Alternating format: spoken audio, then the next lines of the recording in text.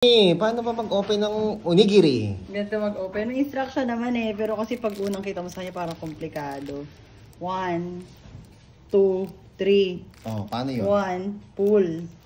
Oh, Kasi onigiri. dati gulong-gulo ako dito eh. Onigiri. Pull hanggang likod pala siya. Ay, may papel. Oh. Tapos, pull. Pull. Ganon. To the left, to the right. Pull. Ayun, pull. May hawakan naman pala na pagpupulan. Ito, 3. Oh, tapos, naiwan. Yun Tingin lang, kami. done.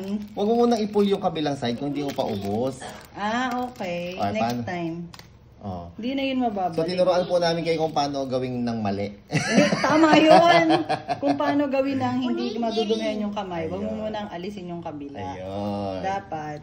Maiwan mo na Maiwan yung mo. kabilang side. Okay. Ah, Oh, ano nangyari? Iniwan mo yung kalahati. Yan ang tamang paraan. hindi, para hindi sana madumihan yung kamay. Oh, Kaya lang, mahirap siyang alisin na kapag hindi mo inalis kagad, Oo, dapat, ano talaga dire-diretso, 1, 2, 3. sundin mo siya Oo, as kasi, is. tignan mo yan.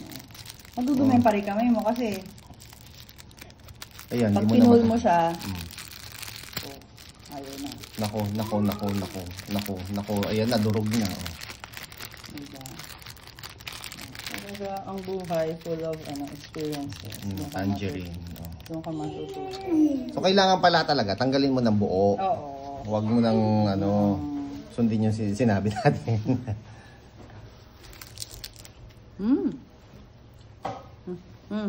Taco.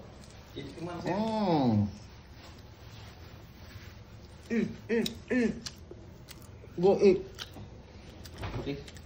Kumain ka lang sa'yo ah.